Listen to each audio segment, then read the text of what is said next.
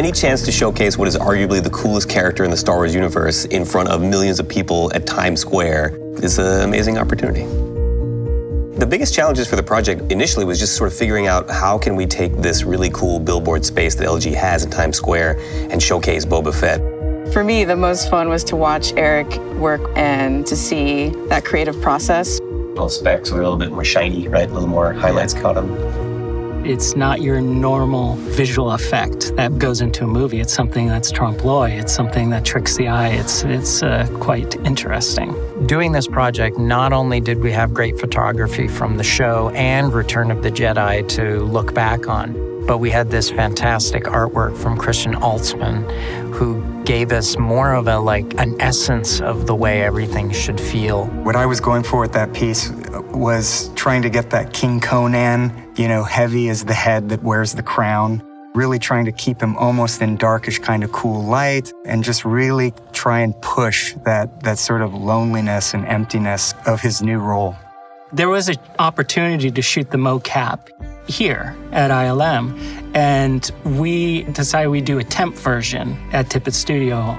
We measured the scale of Boba's throne and the dimensions and built it out of Apple boxes.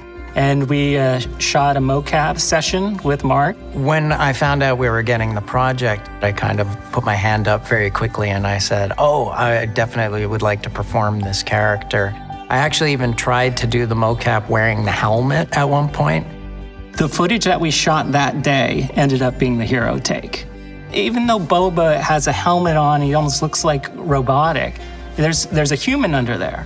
And to get that nuance with motion capture, I think is integral to the success of the shot.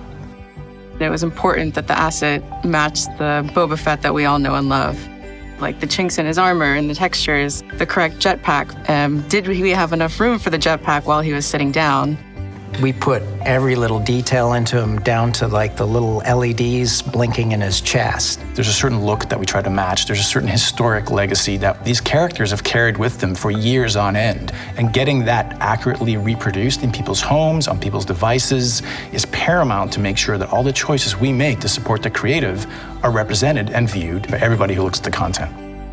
What's evocative of New York? It's okay, there's the Chrysler Building gargoyles. There's gargoyles on the dais.